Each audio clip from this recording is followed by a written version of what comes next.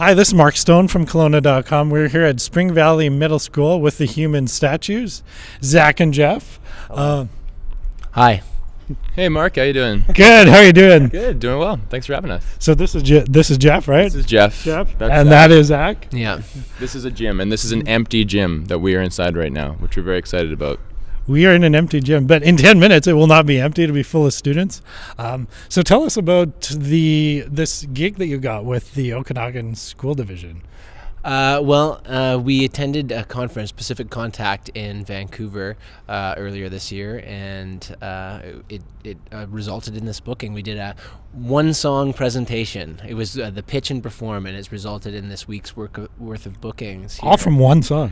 All from playing one song and doing a little bit of networking. So when we really didn't know quite what to expect come 2 days ago, Monday, but it's been really fun so far. It's gone really well. Is there a difference between playing for kids and playing for your normal audience, like your normal crowd, adults? And well, there is in a way, but the good thing about our music is it's always seemed to be accessible to different age ranges. So yeah, there's certainly a different audience dynamic, but our music works for young and old. So we actually haven't had to change what we do very much. We basically more or less play the same show that we play for adults. So tell us about your music. Well, how would you describe it if you had to describe it? If we had to, we avoid it because we hate having to. You hate labels. But when we fill out forms, we usually put folk pop. Zach and I started out playing sort of what would potentially be more described as folk music, which is to say playing a couple of acoustic guitars and lyrical songs.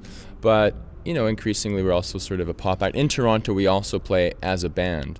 We're touring right now as a duo, so it's sort of folk, pop, rock.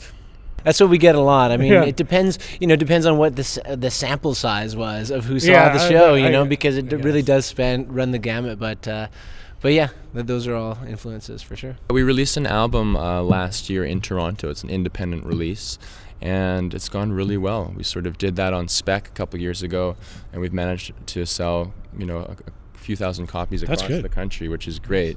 And we're now preparing to record our second album. Harmony is a focus for us, so most of our songs, different as they might be, the through line is usually a lot of harmony. That's a big influence for us. In our recent songwriting session, we were giving everything the campfire test, which is to say, just take it outside, 2 acoustic guitars and voices, and if it sounds good that way, then it'll probably sound good when it's expanded with other instruments. And if it doesn't sound good, then you use your acoustic guitar as firewood.